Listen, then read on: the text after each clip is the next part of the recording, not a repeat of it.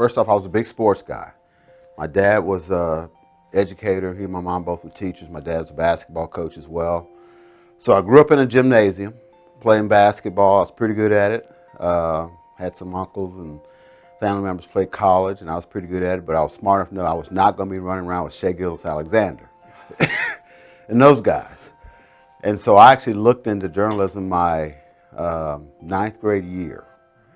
And small town, you know, those career mobiles come by the school and you check out information, and I checked out journalism and TV and radio, and it was not a situation where it was very appealing. They said you weren't gonna make a lot of money, job security was next to nil, and you'll move around a lot. But for me, it was a way to stay involved in sports. I mean, that's really how I got started, and that's what I wanted to do, and luckily I've been able to do it. When I do a sportscast, or even on radio, I mean, I'm big on information, but it's also kind of contextualizing, making people understand what it is they're seeing.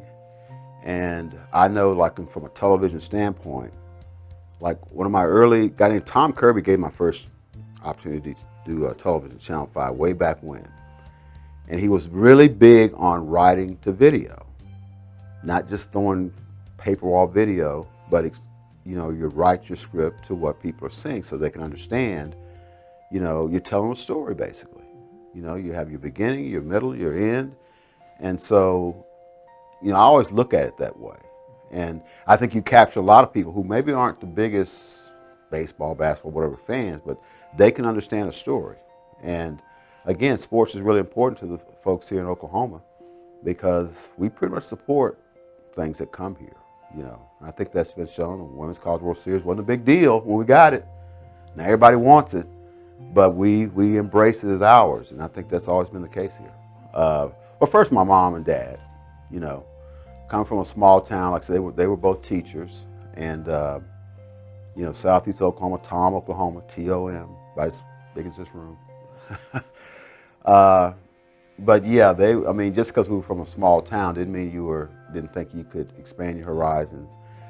Grew up reading a lot, you know, newspapers were always part of the household, you know, and everybody in that corner reading. I had the sports section, you know. So I'd probably start with them.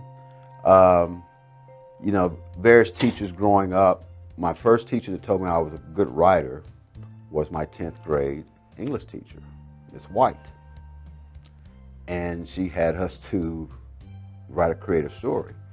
And I did mine like by 5 minutes or something. I didn't think it was a big deal. But it was, because I guess for others it was a little bit harder. And for me it was just kind of, you know, just your mind, you just start imagining it and you put it on paper. And that's kind of something that's helped me throughout my career. And then of course, like I said, Tom Kirby, the guy that gave me my first job at 5, used to be general manager there. And the early guys I worked with there, Jerry Park, Mick Cornett, all those guys back in the day, they embraced me. I could go on forever, but there's a lot of people that really help you, and sometimes you don't even realize it, but years later you do.